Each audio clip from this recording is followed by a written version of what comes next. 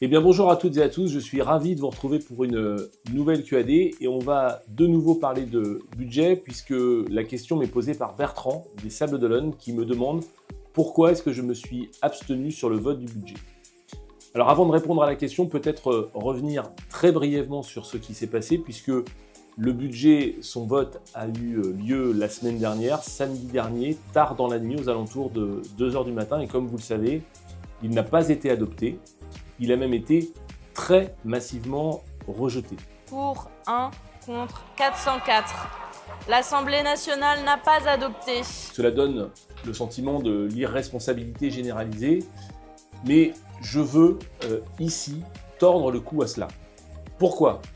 Par exemple, LFI, qui a décidé de supprimer le plan d'épargne retraite, plébiscité par 11 millions de nos concitoyennes et de nos concitoyens.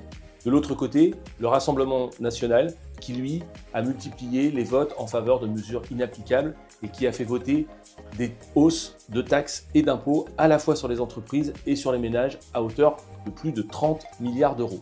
Tant et si bien que la copie était devenue totalement indigeste, très éloignée au fond de la copie originale et par conséquent devenue totalement invotable.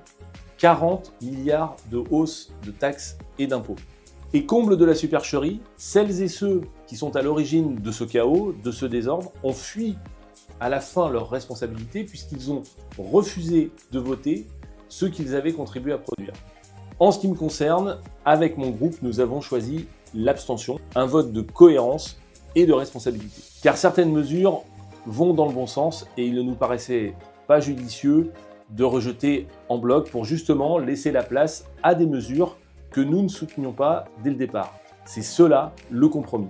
Mais vous l'avez compris, le Rassemblement national et la France insoumise en ont décidé autrement en ne soutenant pas les mesures qu'ils avaient contribué eux-mêmes à produire et à écrire.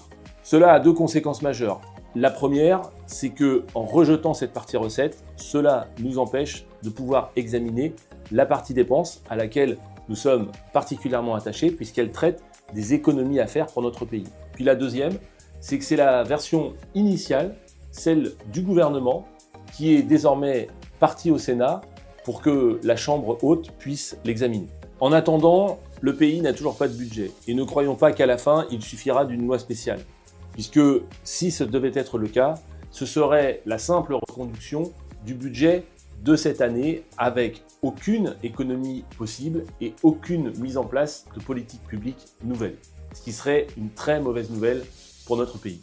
Alors il nous reste du temps pour parvenir au compromis, j'y suis prêt, je prendrai donc mes responsabilités comme je l'ai toujours fait depuis 2017, vous pouvez compter sur moi.